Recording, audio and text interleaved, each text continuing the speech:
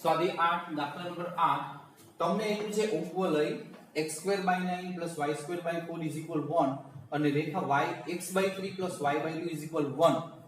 હવે આમાં તમને પ્રશ્ન એવો દીધો છે વડે આવૃત નાના પ્રદેશનું ક્ષેત્રફળ શોધો. વડે આવૃત નાના પ્રદેશનું ક્ષેત્રફળ શોધો.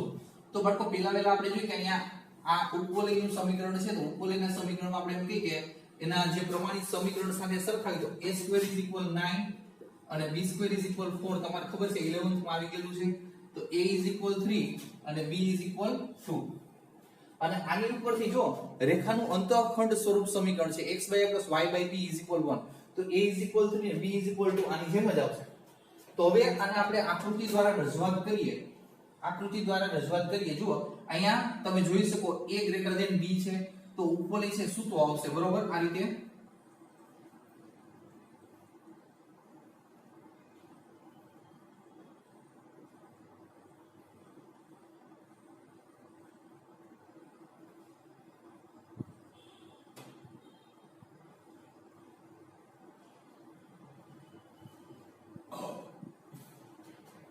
અને જો આ અંતઃખંડ સ્વરૂપ રેખા છે તો આપણે એમ કહીએ કે a0 તો આપણે એમ કહીએ કે 30 અને 0b તો આપણે એમ કહી શકીએ કે 0 અને 2 આવશે. તો આપણે એમ કહી શકીએ જો આ અંતઃખંડ સ્વરૂપ રેખા હવે અહીંયા 30 અને અહીંયા આવશે 02. રેડી. હવે નાનો પ્રદેશ આખો જે ઉપવલય છે એનો નાનો પ્રદેશ આનું ક્ષેત્રફળ આપણે શોધવાનું છે. હવે તમને ખબર છે આ 0 to 3 લઉં અને ઉપવલય લઉં તો મને આટલો ભાગ મળે. ઉપવલય લઉં તો બરોબર છે ઉપવલય લઈ તો પછી 0 to 3 માં રેખા લઉં તો આટલો ભાગ મળે. તો આખા ભાગમાંથી નીચેનો ભાગ બાદ કરી નાખીએ તો ઉપરનો ભાગ તમને મળે.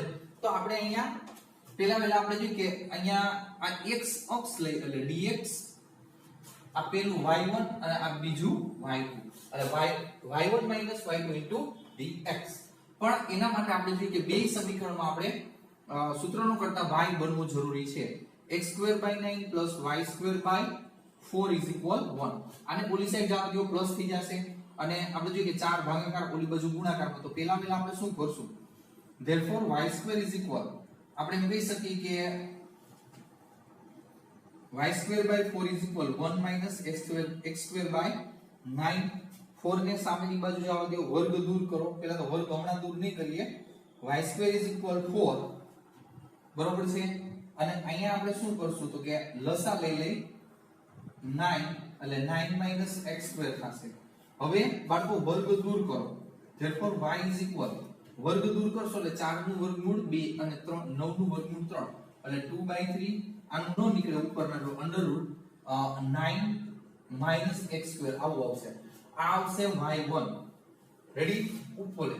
પછી y2 સામેની બાજુ હવે એમાં x/3 + y/2 = 1 તો y/2 સામે આપણે જોઈએ કે x/3 સામેની બાજુ y/2 = 1 - x/3. હવે આપણે અહીંયા આપણે જોઈએ કે y/2 અત્યારે એમનું રાખી આને લસા લઈ લ્યો. લસા લેશો એટલે 3 - x 3 - x/3 2 સામેની બાજુ જવા દો 2 સામેની બાજુ therefore y તમે કહી શકો 2/3 બ્રેકેટમાં 3 - x આવું આવી શકે. હવે આ y1 આ y2.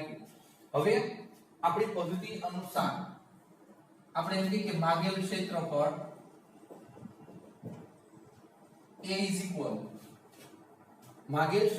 a integration 0 to x અક્ષ લીધી છે 3 y1 - y2 dx 0 to 3 y1 બરાબર તમને ખબર છે આ y1 2/3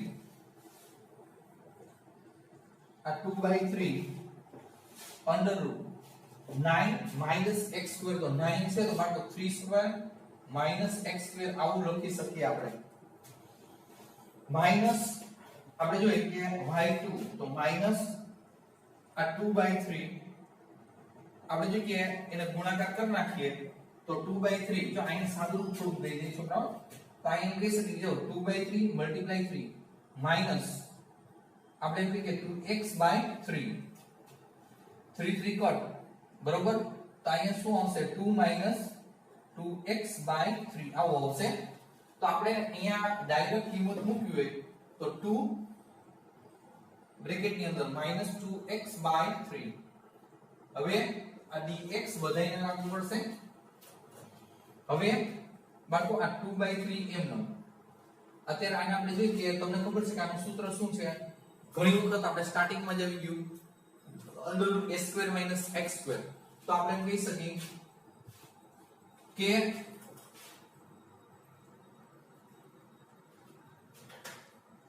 અહીંયા બાળકો આને રાખીએ તો વધારે સારું કે 2/3 છે તો 2/3 ની સામેની કાઢી શકાય તો 2/3 એમનું રાખીએ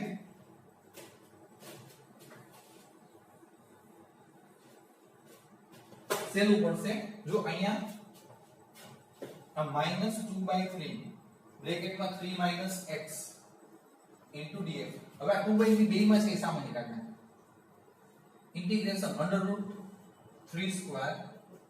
- x² 2/3 નીકળી ગયા એટલે -3 અને માઈનસ પ્લસ x અને આ dx સેલું થઈ ગયું હવે બાળકો અહીંયા આપણે જોઈએ કે શું કહી શકીએ કે 2/3 હવે x/2 સૂત્ર અનુસાર √a² - x² એટલે 9/x² plus a²/2 9/2 sin inverse x/a એટલે x/3 હવે આનો વારો -3x આનો વારો +2x x²/2 અને અહીંયા આવશે 0 to 3 હવે બાળકો અહીંયા આપણે જોઈએ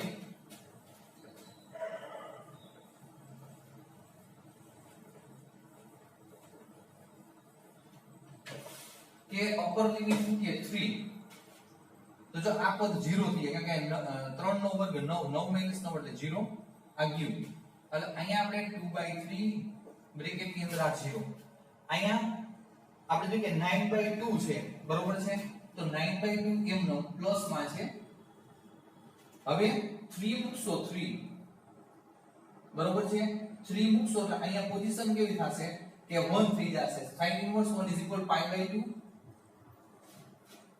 પછી અહીંયા 3 મૂકશો તો 3 તેરી 9 અહીંયા 3 મૂકશો એટલે 9/2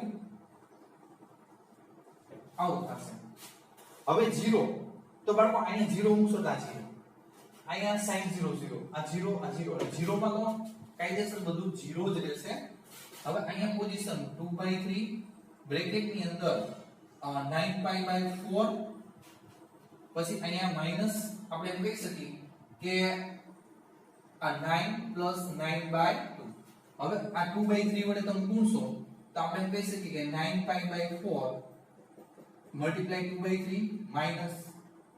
2/3 * 9 + 9/2 * 2/3 તો અહીંયા 3 તેરી 9 અને 2 2 4 એટલે 3π/2 માઈનસ આ 3 3 3 દુ 6 આ 2 કટ 3 તેરી 9 એટલે +3 એટલે અહીંયા આવશે 3π/2 - 3 રેડી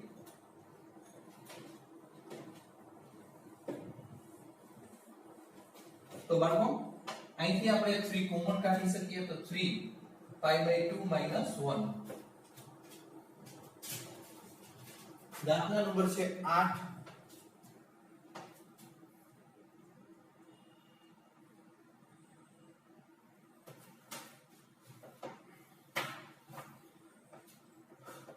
હવે બાળકો અહીંયા 2 લસા લીધેલો છે એટલે 3/2 અને π - 2 થઈ જશે આ આન્સર આવશે આ આન્સર રેડી 2 લસા લઈ લીધો છે એટલે 2 વડે ગુણી 2 છે એ આગળ લઈ લીધો 3/2 અને ચોરસ એકમ બાળકો દાખલો થોડો ઉગ્રો પડે સાદુરૂપમાં ખાસ ધ્યાન રાખવાનું રેડી આ ઉપરનો ભાગ છે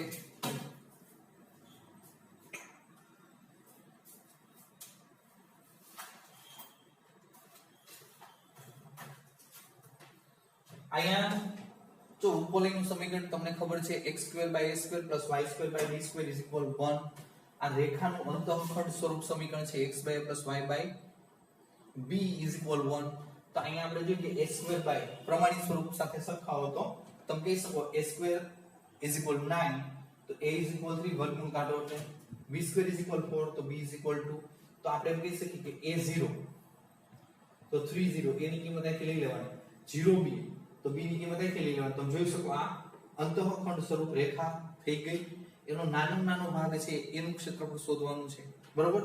તો આપણે જે ઉપરનો ભાગ થશે તો તમે જોઈ શકો તમે લિમિટ 0 to 3 લ્યો અને વક્ર લ્યો તો આખો ભાગ આવે, પછી રેખા લ્યો તો નીચેનો ભાગ આવે. તો આખા ભાગમાંથી નીચેનો ભાગ બાદ કરી નાખો એટલે તમને ઉપરનો ભાગ મળે. એ રીતે તમારે આપણે જોઈએ કે અહીંયા અક્ષ તમે dx લ્યો, x અક્ષ લ્યો તો dx તો અહીંયા y1 - y2 થશે. ખાસ ધ્યાન રાખવાનું બરોબર છે કે નહીં છે. એટલે y1 એટલે તમારે વક્રમાં y ને સૂત્રનો કરતા બનાવવાનો થાય. રેડી? અને અહીંયા રેખામાં પણ y ને સૂત્રનો કરતા બનાવવાનો થાય. વક્ર છે એને y1 અને આને y2 તમે જોઈ શકો બે ને આપણે સાદુરૂપ દઈને અહીં દર્શાવ્યા છે. આ y1 મળે છે એ જ રીતે રેખાનું સાદુરૂપ દો એટલે y2 મળે. y1 - y2 કરી અને આપણે જોઈએ કે સંકલન કરવાનું થાય, કિંમત મૂકવાની થાય. સૂત્રને ખાસ ધ્યાન રાખવાનું, ખાસ યાદ રાખજો. તમને મેં અગાઉ સૂત્ર આપણે જોઈએ કે સંકલન લખાવ્યા છે કે √s² - x² dx. તો તમને ખબર છે ઇન્ટિગ્રેશન હોય તો શું થઈ શકે તો x/a √s² - x² + s²/2 sin inverse x/a. આ સૂત્ર વારંવાર આ ચેપ્ટરમાં આવ્યું છે બરોબર છે. અને અગાઉ પણ 7મા ચેપ્ટરમાં ઘણી વખત આપણે આ દાખલા કર્યા છે એટલે ધ્યાન રાખો. રેડી?